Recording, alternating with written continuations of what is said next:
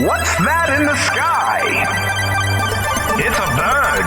It's a plane. It's Talk Geekly! Holy Howard the Duck's trench coat, geeks and geekettes. Tom here, the resident Kryptonian. And of course, I am always joined by my friend and yours. He is the Gotham Knight. Cody, my man, what's up? We are Talk Geekly, bringing the latest and the greatest from comic books to video games and so much more from the geek culture. And man, oh man, are we excited to be back for our first, I guess you would say, official Talk Geekly podcast. Yeah, like the full rundown for sure. So, Penn, what's before we even dive into that, what's been up with you? How have you been since the last time that we've talked? Been working more on my video game. So that's kind of where I've been using my talents, but also just trying to come up with some new ideas that we could throw into this here podcast. So I'm really excited to see, once we start incorporating some of these things, how much more fleshed out this production can get. You know what I mean? But what about you? I mean, I know you're still doing the Twitch thing super hardcore. So anything crazy going on in that field? So right now I've just mainly been focusing on Pokemon Isle of Armor and Crown Tundra. I don't know. I've mostly been playing that. I've been doing a lot more of the retro gaming with YouTube though. I've recently got my hands on an N64, so it's been just a blast knocking out these titles left and right. But I mean, without further hesitation, Penn, why don't we just dive into what everyone's here for? This Week in Geek. So right off, hot from the press, it looks like we might be getting an open world Star Wars game from Ubisoft. So I'm right off the rip. I'm kind of hesitant. Ubisoft has put out some pretty good games, but there's been some pretty lackluster titles as well. But this is coming from the same studio behind The Division, and it's going to be set in a galaxy far, far away. Reported from a known source from The Wire. So this is actually kind of confirmed. It's going to be set in a Swedish studio called Massive Entertainment, and it's going to be one of the very first open world video games that's been set in the Star Wars universe. So there's not very many details on this slice of pie, but they always say we save the best desserts for last. So, I mean, without time, I think we're going to get a little bit more. Yeah, this is actually really cool news. And, I'm not 100% sure if what I'm about to say has been confirmed or is accurate, but I thought there were some grumblings about Disney bringing LucasArts back. I might have to do some more research on that later on and probably post that to the Facebook. But if that is part of the case and LucasArts is coming back and going to be part of this project, I think it's really, really exciting and does lead, us to possibly see some more KOTOR stuff in the future. One can only hope. Now, some other really crazy news coming out this last week. Now, of course, we had the CES, virtual CES, for the first time ever. And during CES, we actually started seeing a lot of technology that was really focused on life after the pandemic. And one of the things that stood out the most for me was Project Hazel from Razer. It's a smart mask. This thing is pretty cool. It's a surgical N95 respirator with an auto sterilization case. So it's going to clean itself using, of course, the light technology that they have. But the coolest thing for me with this thing is the actual amplification of your voice. I like the RGBs. That's awesome. But the voice amplification, I think, is really, really cool, especially when you work in a loud environment like I do. I know you're a huge fan of RGB stuff. Is this something you would like to purchase from Razer? So I think it would be pretty cool to not only have the RGB, but hopefully be able to change your voices in some rather That's what cool I'm talking about. Sounding mods. So, I mean, it'd be pretty cool just to be chilling and all of a sudden, talk like Darth Vader or something, right out of left field. But speaking on the topic, let's talk our way into the next segment. And this floored me. We have Pokemon Snap officially coming April 30th. This is the sequel to the N64 title, which, I mean, tons and tons and tons of people broke their childhood playing. And this is a game where you only take pictures of Pokemon. So, for those looking to throw a ball or two, this might not be up your alleyway, but it looks like April 30th on the Switch. This is coming out at $59.99. and it's helping celebrate the 25th anniversary for Pokemon. I'm unsure how I should feel about this one because I as a fan of Pokemon when I was growing up, I had fun with the original game for sure. But when I told my kid about it and I told him the concept, he just looked at me like I was crazy. So I'm not sure how this next generation, this new generation of young gamers coming up, how they're going to take to the idea of a game where you just take pictures of Pokemon. But should be interesting, and I can't wait to see what it does to the video game landscape, right now. Now, my last bit of news, the geeky news from this week, is going to be probably to me the most shocking, most shattering announcement we've had this week, which was the HBO Max trailer that they released showing all the upcoming movies for 2021. Just to give you a little rundown of some of the ones that stuck out the most for me was, of course, Suicide Squad, Dune, Godzilla vs. Kong, The Conjuring, Mortal Kombat, and the one they saved for the very, very end of the trailer, the new Matrix film. I think HBO Max is just on point with this marketing strategy. All of these movies available to stream day and date when they release in theaters. It's genius. I can't wait for it, especially that next Matrix. What about you, Cody? Which one of those did you think is probably going to be the best one?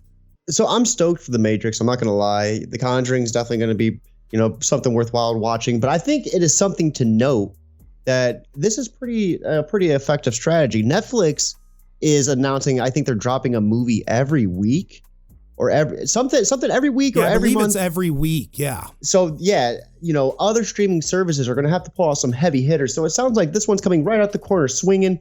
And I think we're going to see a lot of focus on things like this where we get special day one launch on the streaming service as well. So I think it's, 2 thumbs up. Yeah, I think you're right. It's definitely where we're headed. Now, geeks and geekettes, you know what we do after the news. Fresh polls. So I know, Cody, you read some pretty interesting books this week, and I believe you have some kind of setup for everything that was going on that you probably should talk to us about, right?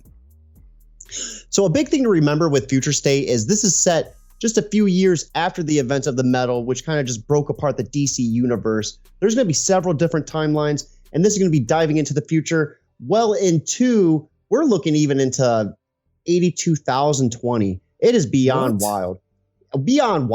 But the biggest thing to remember is there might be some confusing parts that you might not understand, and just you have to realize the comic you might be reading might be in a different timeline than the one that we're used to. But yeah, with that, I'm going to wrap it up. Penn, what about you? What's been happening on the Marvel side? I talked a lot about mutants in the past and them setting up their sovereign nation state of Krakoa. And we actually ended up missing out some of the X of Swords event, and where they basically fought against the other half of Krakoa. We had Apocalypse involved, and he actually rekindled his relationship with his children. I mean, crazy stuff going on. The original mutants are back in the Marvel universe. Really, really, honestly, I'm just excited to be back into this and to talk about the new issues from this week. So we're done with that little recap. I mean, what you got going on? What's your first book for the week? So right off the rip, we're going to start with Future State Dark Detective issue number 1. This is where it gets crazy. We start off with Bruce Wayne dead. The world thinks Bruce Wayne is dead, and Gotham is just overran. It's like a total dictatorship. It's almost like it's trying to predict what's going to happen with things going around. I'm not even joking. Like, we're talking, there's militarized police. If you have a mask, they shoot you on sight. It's wild. And Bruce Wayne, of course, was number one target for this whole entire operation. And we're talking a paramilitary organization, and they're actually called as the Magistrate. They seize entire control of Gotham City, and none of the heroes seem to have any effect. They're all getting killed left and right. And Bruce Wayne is led to believe that he himself created this, kind of like the Brother Eye scenario, but it's just a total dictatorship. And these, I guess, quote unquote heroes, the newfound heroes, are called peacekeepers. And I think there's up to 12 of them. Well, number 1 is the one that killed Bruce Wayne, and the one that's after him because Bruce Wayne is not dead. But then he's introduced to a whole lot of crazy events that have yet to unfold. We also get a shout out to Grifter, who is back and who met up with Luke Fox. Things are getting insane and is not looking very good for Gotham City. This was actually coming out the gate from Rising Star artist Dan Mora and writer Markiro Tamaki. So I got a quick question. Was this the first one Future State book that you actually read, or was this just you wanted to talk about this one first? Because I think the answer to that question is going to be important to where I go next for my next question. Well, the first one I read was Dark Detectives issue number 1. That was the first one. All so this was the second one. Because I was kind of hoping this was your first one to just kind of get your how'd you feel with it being the first one? Where was it, the tone and how things were setting up for what Future State was eventually going to be. But I guess I'll just have to wait. Well, if you have, please, by any means. This is why I felt it was really important to explain Future State, because the first one I read was the Next Batman issue number 1, and I thought that was going to be a continuation of Bruce Wayne. I was wrong. We are introduced to the very first Black Batman, and it's amazing, and it threw me off. And I remember reading it, and I remember wanting to call you like, dude, what the fuck is happening? And then I read the other one, and I'm like so confused. And then I actually took time to research Future State. Because keep in mind, guys, we've kind of been off the comics for, a little bit, not nearly as in tune as we used to be. So it caught me off guard. I didn't realize there was going to be 2 different Batmans. Can I say, just speak for yourself? All jokes aside, but no, I get what you're saying. Like, sometimes you're not prepared for some of these events that these comic book companies put out. We had some good ones last year, and it seems like this year's starting off the same way with some really, really good events. So I'm going to jump into my first book, which is Marauders issue number 17, written by Jerry Dugan. We've got art from Matteo Loli, and it picks up right after the events of X a Sword. And looks like the White Queen has some plans for Sebastian Shaw. Now, I'm definitely not going to spoil what those plans are. And to be honest with you, I kind of still don't really know what they are, seeing as how the book decided to focus more on Calypso and her actually trying to regain her mutant powers. And on Krakoa, they have this thing called the Crucible. Really cool, because Jerry Dugan decides he's going to play up and use Storm's relationship with Calypso to kind of build this tension. And we actually realize that Calypso needed Storm to kill her. Now, remember, I did say she wanted to get her mutant powers back. So you start wondering, well, if she dies, how does she get her powers back? That's just some more stuff going on with the island of Krakoa and everything in the Marvel universe when it comes to mutants that makes all of these mutant books super fun to read. And with them all connected to each other, it's just an amazing continuous arc that keeps on giving. So I guess what happens, is everyone cool with Storm doing that? Are they cool with her killing her? Just to do this, or does everyone just kind of not know about it? So the Crucible that I had mentioned, it's like an arena, and everyone gathers to see these fights, to see a mutant basically get murdered. But it's something that I had talked about in a past episode with the island of Krakoa and the 5 that are involved with basically bringing mutants back to life. So, she knew what was going to happen when she was killed. She knew, okay, I'm going to die and I'm going to come back and I'm going to have my powers restored. Well, that leads me into my next book.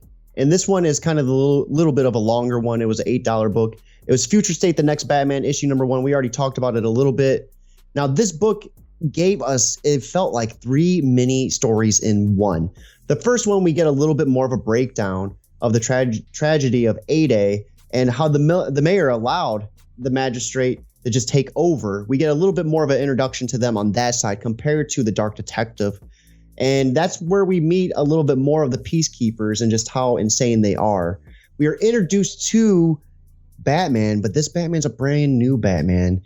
And this one is related to Lucius Fox. So it's insane. I'm at least guessing related, but it has some form of connection to him. And it's the first DC's first black Batman. I think it's just phenomenal and it's awesome. And I remember seeing the mask get lifted and I was like, shit.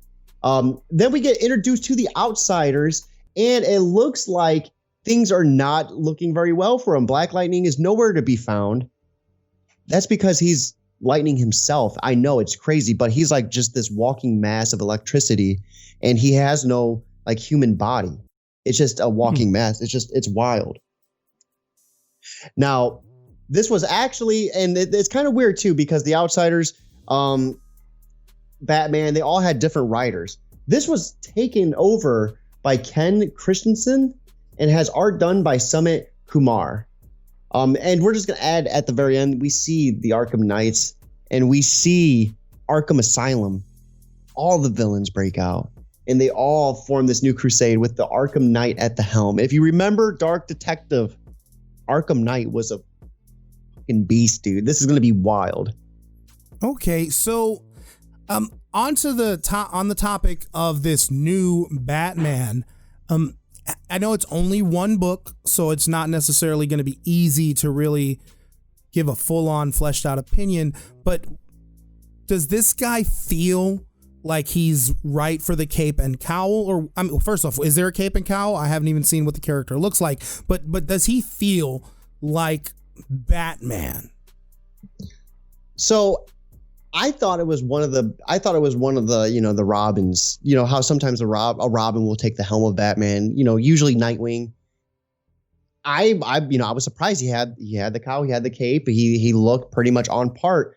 I didn't know until you like removed it, because I mean it was like shadowy, it was dark, I guess I didn't look close enough to realize until he like removed the mask. I was like, no shit. Nice. Okay.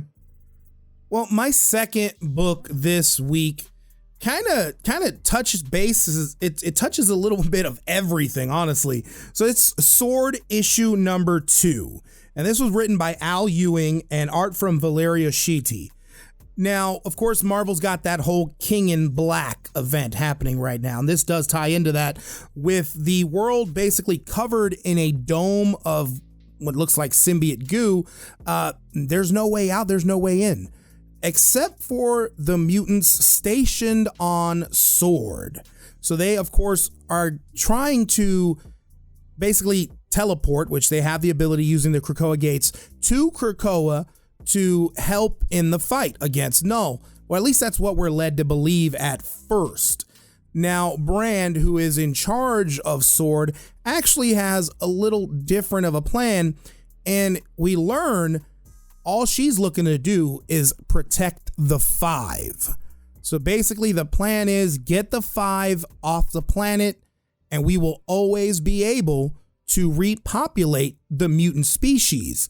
So as they're all going about that, we get the introduction of another super powerful mutant. He's actually the head guy in charge of security for Sword, and that's Cable.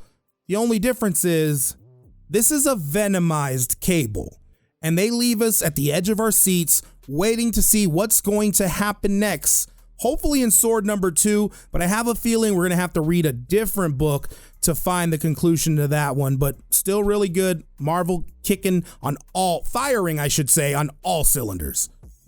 So real quick, 2 things. Where is S.H.I.E.L.D. at this point in time? And does the symbiote cover Cable's arm? Like, does his, I forgot what it's called, the disease, is that switched out with the symbiote? You know what I mean? Like, because I know that Cable is super powerful and his power is reduced by fighting that thing. So that's what I'm curious about, because he would be a super beast. Yeah, so at this point in Marvel history and Marvel lore, Cable actually does not have the techno-organic virus anymore. Because of Krakoa, they were actually able to he was birthed without it. So the dude is learning how to use his psychic abilities from his mom, and he's just getting more and more powerful as the stories go on. As far as S.H.I.E.L.D. is concerned, I got to be honest with you, I am not a huge Avengers fan, and those normal types of superheroes. I mean, normal superhero, that's kind of weird to say. So I don't really know what's going on with S.H.I.E.L.D. S.H.I.E.L.D. doesn't necessarily interact much with the X-Men world right now. Well, I thought it was weird, Sword and Shield. So I thought they might have had some sort of, some part where they met in the middle. Well, the mutants actually found the Sword station abandoned, and they took it over. No, I got you. That makes sense. Well, it's funny that you talked about somewhat of a new character being introduced, because I had somewhat of a similar thing happen. We're talking Future State Teen Titans issue number 1, and this was holy shit. The first 2 pages, Nightwing picks up the Red X mask, which you would remember from Teen Titans and Teen Titans Go. It wasn't very, yeah, it is wild. It's phenomenal. I remember looking at it like, holy shit, no way. But it goes on and it bleeds on to more.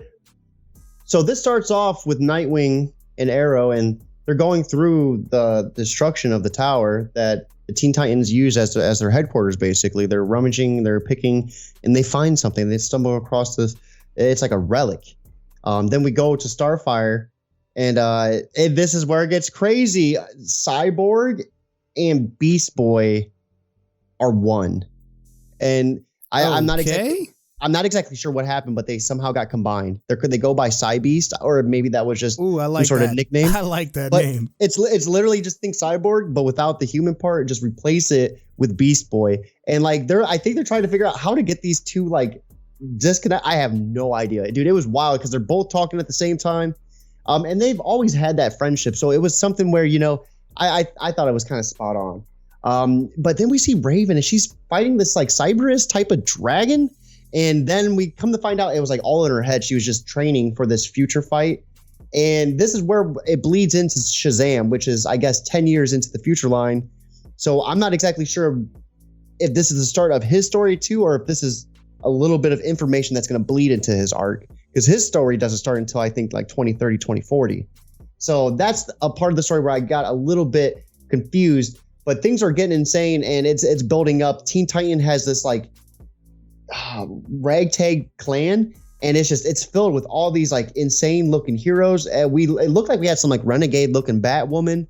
There was just so much going on, and the art was just phenomenal. Art being done by Rafia Sandov, and this was written by Tim Sheridan. So I know that a lot of the Red X stuff, at least the little bit that I know of it from Teen Titans Go and the other Teen Titans cartoons, he was Robin pretending to be a bad guy, but he's a good guy. But then he was a bad guy at one point for sure. So is Nightwing a bad guy as this character? Do we know that yet, or is it implied at all? So they dropped the mask, they picked it up, and pretty much we had this little flashback. And then someone was actually, this is where it kind of gets crazy. Someone actually takes it and wears it. We actually get someone who is him, but that's all I'm going to leave there. There's someone who's taking the mantle, but that's fine.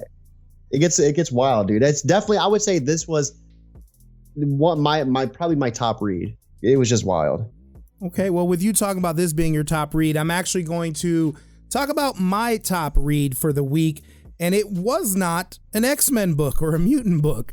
This is actually King in Black, Planet of the Symbiotes, issue number 1. And now this book is more of along the lines of an anthology book, so it's multiple stories. It's actually only 2 stories, but we've got writers Clay McLeod Chapman, Frank Thierry, and then art from Guy Villanova, as well as Danilo Beyruth. I massacred that. But I really enjoyed this book, and I'll tell you, the first story focusing on the character Scream. Now, Scream was part of the a good storyline from the 90s, of course, with the different symbiotes coming off of Venom. That's Lasher, Plague, Agony, Riot, and Scream. This book starts with the ones I just mentioned, Lasher, Plague, Agony, and Riot, all actually trying to kill a small child who they think is Dylan Brock for, of course, their ruler, the symbiote god No. And Scream ends up showing up. They're all fighting. The 4 previous separation anxiety symbiotes actually merge into one. And as the fight's going on, we learn that Symbiote has a unique trick up her sleeve. or Scream, I said symbiote. Scream has a unique trick up her sleeve, which is the ability to create fire. Now, of course, that is one of the weaknesses that symbiotes have. Good story. I feel like that character is going to play a big part, but the biggest part of this book is the second half where we see Null actually break into the Ravencroft Institute and he resurrects Cortland Cassidy. Now, this is the great-great-great-great-grandfather of course, Cletus Cassidy, Carnage, and this character now becomes Plague. That is his name. He basically looks like if the Mummy got infected with a symbiote. This is some really crazy stuff going on with the King in Black. And the fact that it's, Carnage's, great-great-great-great-grandfather, I think is going to be really interesting because he said he's looking to avenge his descendants' death. Can't wait to see where we go with the King in Black. So yeah, when you brought up that last part, that instantly I was already on board just from your overall description. But when you said they resurrected his, and named him Plague, I was like, what? Do you get to see any abilities or anything at all, or is it just a little tidbit? Dude, this guy was basically absorbing people's life essence he didn't even have to touch you. If you were in the same room as him, you were dead within a matter of seconds.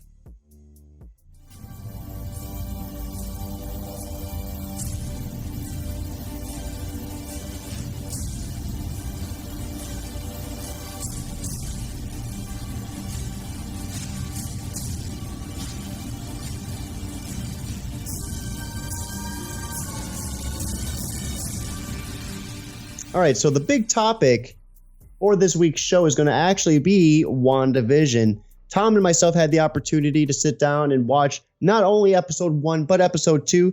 And we're going to do our best to keep this spoiler free, but we would like to give you guys a little bit of our pieces of mind, just kind of thoughts and opinions on what we've seen so far. Yeah, for sure. So I want to start off by acknowledging the hype around this show, or at least the hype that I was feeling. I could not wait for this to come out. This was finally going to be the first, new piece of MCU content that we've gotten in quite a long while. And I was just stoked. I sat there, turned it on, and for the first 30 minutes, I was completely underwhelmed. So I got to be honest, for me, I wasn't too impressed. I always liked the Wanda character, but I always felt like her character in the MCU wasn't nearly as powerful as I felt it should have been. So for this one, and just the overall theme, what I got from the trailers, it was going to be set in the 1950s, black and white. I thought it was going to be like a soap opera. And starting off, I wasn't impressed. I felt it was very, very lackluster. I could see where they were going with the theme, like the laugh tracks, the cringe pause. I thought they nailed that aspect perfect. Yeah, definitely agreed. But overall, I didn't think there was a plot, but that's the thing. We really can't talk too much about that because the plot is just the overall, I guess, feeling you get when watching it. It's almost like they wanted to go like a Deadpool route without the humor. You know what I mean? They wanted Wanda to be somewhat, I guess, aware, but delusional about it. Aware, but brushes it off like this is fine. Yeah, and I think with the first episode, it kind of, like you said, about a plot and stuff, we're kind of thrown in as the viewer, really with no explanation as to how we got here and why these things are happening. And you also get the same feeling from the characters themselves, which I gotta admit, I do like that because I understand what they're trying to build. And hopefully we eventually get the payoff with a few more episodes. But I do feel like episode 2 did kind of save it for me. Had it not been for episode 2 being as engaging and showing us some more mysteries, I probably would not be so happy to see episode 3. So for me, I would say it's like this. It's did you ever read The Giver? Oh yeah. I got that vibe. I could see that. I could see that. And it's just like you said, I think the payoff is going to be worth it. I just hope they don't keep milking it. I hope we see a little bit more in episode 3. And I'm led to believe we will, just by how everything was played out in episode 2. Keep in mind, this is not going to be anything that's going to start off with a lot of action. It's the complete opposite. Think like The Nanny set in the 1950s with Wanda and Vision. But I did think it was awesome how Vision kind of was Vision, though. Like, his character, I felt, was kind of how I would imagine Vision to be back in the 1950s. And I thought the humor, just he'd forget to put on his human, face. I love that part. Yeah, there's definitely some good humor in the show. And I think for a Marvel property, this is the first time, at least live action wise, that we see them touching that sort of genre. And I think that that's good for them as a company as a whole, to continue to branch out in more different areas where they normally wouldn't be at, similar to what Fox was trying to do with the New Mutants property in making that a horror film somewhat. One thing I will say about this show is it claims that we are going to get some setup for what's going to happen with Doctor Strange and the Multiverse of Madness. So I will admit that it's probably the one thing that I'm looking forward to the most. And as I continue to watch these episodes, I do watch them with a magnifying glass. And I implore everyone out there, when you're watching this show, pay attention to everything, because there is so much to unpack. There is so much hidden in the background, and it would do you justice to really, really maybe watch it twice, 3 times to kind of catch all these things. But so far, so good. I'm going to give it a thumbs up. What about you? I'm going to give it a thumbs up. I think episode 3 is going to be the determining factor whether I stay invested within the series or not, though. Yeah, I agree with you. And I mean, I got to ask you, though, like, based off the first 2 episodes, some predictions for where we might be headed? So I think that Wanda is kind of like in a self-induced either coma, or she's under some medical induced coma and she's being monitored. That's just the kind of vibe that I'm getting. I think everything's kind of like just her magic, because what we've seen her abilities with Endgame, they definitely amplified since the first introduction. So we haven't really got to see how just insane her mental capacity is, though. So this could be what is showing us. Yeah, for sure. I mean, they amped up her abilities, and one of the things, which it's a spoiler, but I'm gonna feel good about saying it, and I don't think I should feel bad. She basically manifests wedding rings out of thin air, which, in previous films with that character, we didn't really see her just manifest things. That wasn't something she could just do. So very excited to see the character kind of mirror her comic book counterpart. And I will admit, I will agree, with what you said. I feel like this is something that she has put upon herself. And I feel like we're going to see, the abilities that the Mind Stone basically gave her might come back to connect how we eventually see Vision coming back to the MCU after getting the stone ripped out of his skull. Yeah, and I think it does have a lot of potential. I think the way it builds up is going to be pretty crucial in how everything plays out. And I think, I'm really hoping that this is going to lead to more within the MCU in, coming days, coming years, coming weeks. We got a lot slated for 2021 in terms of MCU launch titles. But with that being said, guys, that's going to wrap it up for this week's Talk Geekly podcast. Be sure to check us out on all the social media out there: Twitter, Facebook, Instagram, YouTube, Twitch, so much more at Talk Geekly. And as always, why don't you hit them with it? Keep it geekly. What's that in the sky? It's a bird. It's a plane. It's Talk